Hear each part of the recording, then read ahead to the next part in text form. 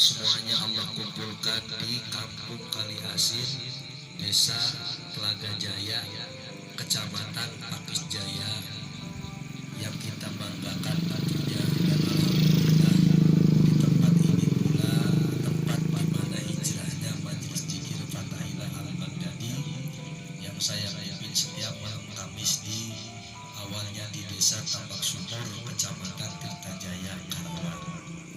Alhamdulillah malam Kamis ini dipindahkan ke Desa Telaga Jaya yang kita banggakan. Dan alhamdulillah saya merasa bersyukur karena dari mulai aparatur pemerintahan desa, dari mulai Pak Lurahnya, pewakilnya, RT, RK-nya, RW, Pak Hansipnya pun ikut berpartisipasi demi ikut adil memakmurkan dan menghidupkan agamanya Allah. Lewat dzikir manakim Syaikhul Qadir Al-Jilani radhiyallahu anhu, dan tak lupa pula para tokoh, para alim ulama yang saya cintai semuanya.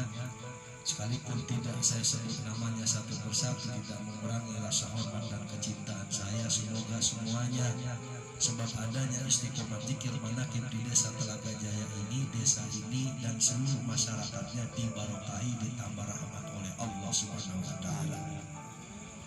Karena di dalam hidup ini tujuan kita senyatanya adalah pengabdian.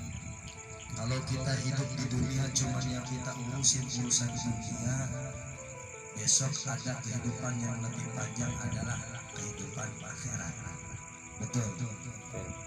Ada alam kubur dan ada alam akhirat. Kalau di dunia mah kita cuman berapa puluh tahun, paling hebat banget 100 tahun sudah cukup. Betul. Kalau besok ke alam kubur, nah di sini kadang kan kita berpikir bahwa di dunia adalah segalanya. Makanya saya di sini beli tanah, saya niatkan buat majelis dzikir, bukan untuk pribadi rumah saya. Kenapa? Kalau saya niatkan untuk tempat saya pribadi, kita manusia itu cuma butuh tanah besok 2 kali 1 meter. Betul. Tanah untuk kuburan kita cuma 2 kali 1 meter. Kita punya tanah luas untuk orang beribadah, untuk orang berpikir eling kepada Allah. Insya Allah tanah kita akan menjadi tanah barokah. Begitupun kita semua manusia, jasad kita dari tanah. Bagaimana tanah ini akan kembali kepada tanah dan menjadi tanah yang barokah. Tanah maksud di sini adalah tanah jasad kita. Diberi nama tuh sama orang tua, ada yang namanya Tata Suwanta, betul? Ada yang namanya Tohir, ada yang namanya Sapri, ada yang namanya Asep. Besok kita mati di kuburan, dipatoknya, dikasih nama. Bener apa enggak? Itu syariatnya, tetapi hakikatnya yang akan kembali kepada Allah adalah ruh kita. Makanya ada 2 makanan dalam hidup yang sangat penting, yaitu makanan jasmani, makanan rohani. Orang kalau enggak makan lemes apa enggak? Orang kalau enggak makan nasi lemes. Orang kalau enggak minum air haus.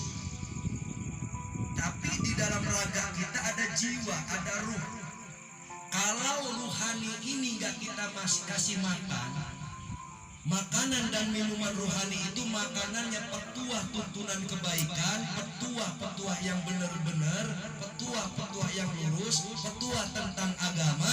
Makanan rohaninya, minuman rohaninya zikir eling kepada Allah. Kalau nggak dibawa zikir nih badan gelisah, masalah banyak gelisah, utang numpuk gelisah, ekonomi sulit gelisah. Akhirnya tambah gelisah, yang datang apa? Penyakit. Benar apa enggak?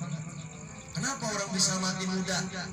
Matinya kena darah tinggi, matinya kena liver, matinya kena lambung, matinya kena saraf, karena banyak pikiran.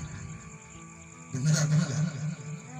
Coba kalau sering zikir, kalau sering eling kepada Allah, ibaratkan wayang, kita percaya bahwa hidup ada dalamnya.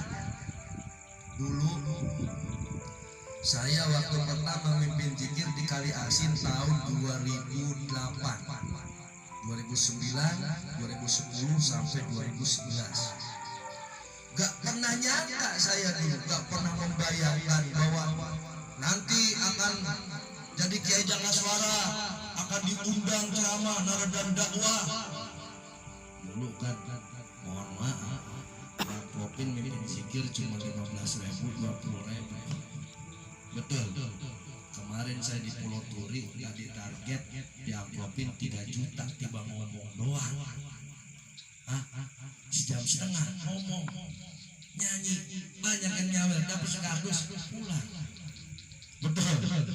Apa itu bukan derajat barokah dari Allah? Karena saya dulu ketika zikir dan doa masrahkan semua kepada Allah, masrahkan semua kepada dalang. Allah dalang kelawan wayang. Kalau Allah yang jadi dalang dalam kehidupan, Allah yang bikin kita wayangnya. Kalau orang tuanya mancung, anaknya mancung apa enggak? Kalau orang tuanya bule, kulitnya anaknya bule apa enggak? Kalau orang tuanya hitam, anaknya hijau botol, wajar. Bener apa enggak? Bener apa enggak?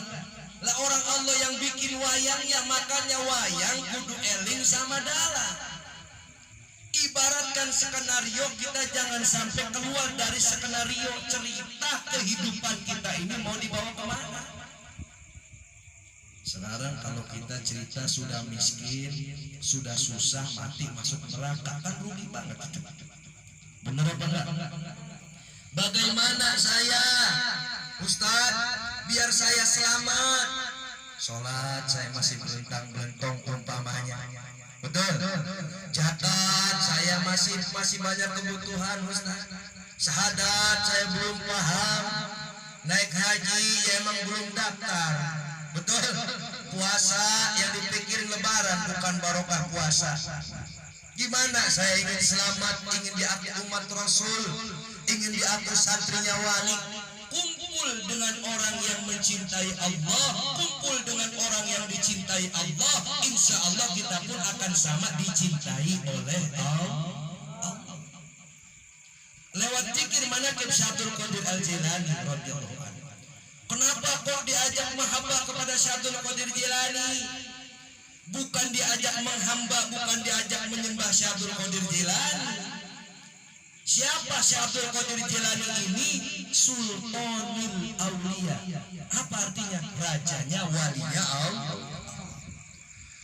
Sultanul Aulia Qutbi Rabbani, bahkan beliau adalah wali kutub.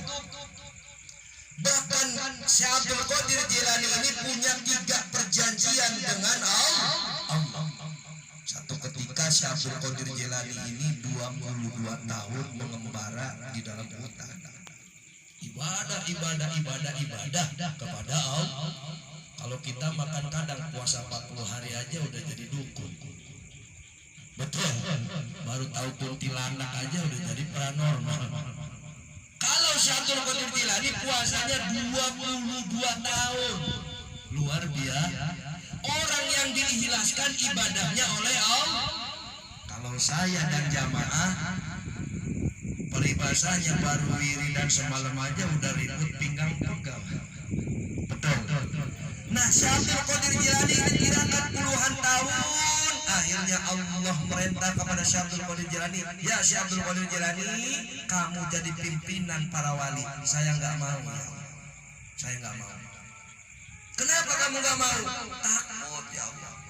Takut saya diberikan emban tugas amanah, nanggung dosanya umat, nanggung doanya umat, nanggung bebannya umat. Takut gak kuat. Kalau Syaikhul Qadir Jilani akhirnya dipaksa oleh Allah. Syaikhul Qadir Jilani punya 3 tawaran kepada Allah. Ya Allah, saya mau diberikan pangkat oleh panjenengan adalah sebuah anugerah yang tidak saya harapkan, tidak saya inginkan. Yang saya harapkan hanyalah ridho dari panjenengan. Saya ibadah karena hanya ridho. Saya nggak butuh pahala, saya nggak butuh ganjaran, saya nggak butuh kabul hajat. Yang saya minta adalah cinta.